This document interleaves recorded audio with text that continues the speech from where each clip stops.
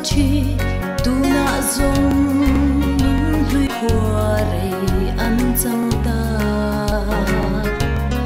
kan bom kira kan nun hlui te kha an chul zo ta e ka shai te kha ngai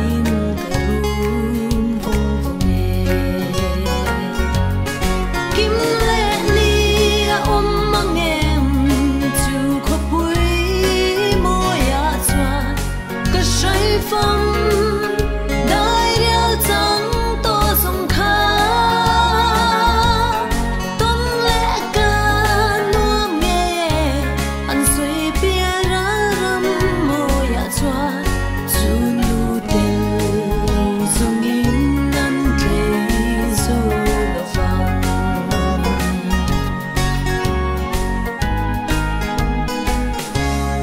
cần lâu đôi phần nào cho ya lên về hi chung khoa nu kia na phalo vem ni le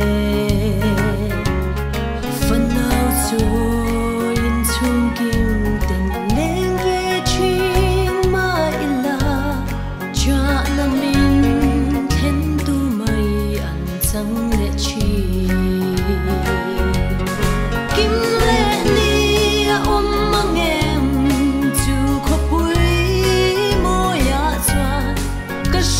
phong đại điệu trắng to sông khá tôn lẽ ca nua nghe ăn suy bia ra râm môi ya choa chu nu tel sông in ăn thế zo lo phong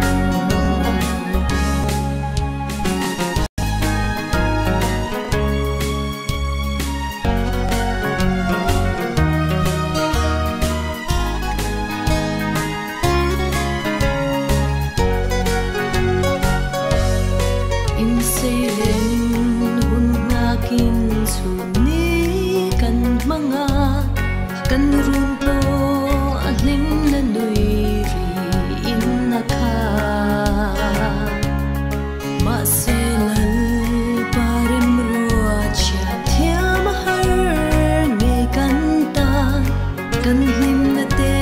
chu min la sa ta si